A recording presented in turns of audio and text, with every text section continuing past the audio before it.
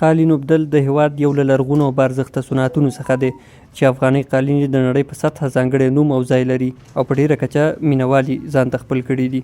دغه صنعت په هرات ولایت کې هم د کلونو راهیسې شتون لري چې په ډیرو کورنیو کې نجونې او میرمنې په دغه صنعت بوختې دي او له دې لارې د خپلې کورنۍ نفقه لاسته راوړي.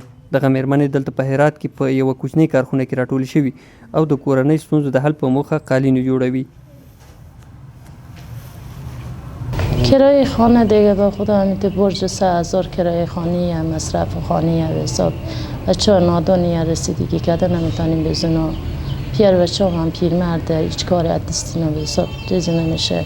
همین کار دست خود منه دیگه یا به خانه برم کار کنم یا بیایم اینجا کار کنم همونه مشکلات زیاده از مشکلات. مریم ایغانی څه باندې وکاله کیږي چې د قالین اوبدلو صنعت د ودې په موخه د دغه صنعت لپاره کارخونه جوړه کړي او په لسګونه میرمنې په کار بوختې کړي دي. د میرمن ایغانی په خبره په هرات کې درې فعالې د قالین اوبدلو کارخونې لري چې څه باندې 60 میرمنې ورسره کار کوي.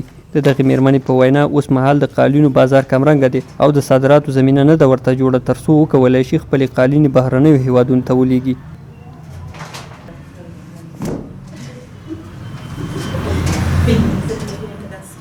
انشالله خواست ما یک میشه گفت بنبستی هست که فعلا جهان جفا میکنه به حال افغانستان و صنعت قالین افغانستان و صادرات افغانستان که اگر ما بتونیم هر چه زودتر اجناس صادر بکنیم مسلما یک رکن یا یک بخش اساسی صادرات افغانستان قالین از او میتونه تشکیل بده.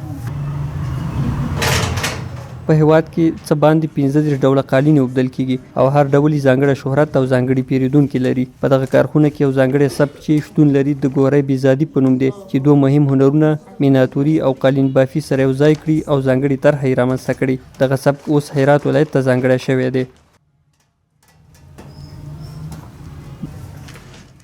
قالین سبک‌های مختلف 35 سبک در افغانستان کار میشه و ما توانایی بافت در تمام سبک‌ها داره. به اساس سفارش تمام سبک‌ها کار میکنه و سبک خاصی که ما در هرات او رو میشه گفت نوآوری کردیم و او رو ابداع کردیم گره بهزادی هست که از هرات نشأت میگیره. از گره ها و میناتوری استاد کمال الدین بهزاد ما او به رشته بافت در آوردیم و برند ما و لوگوی ما هم همو گره بهزادی هست.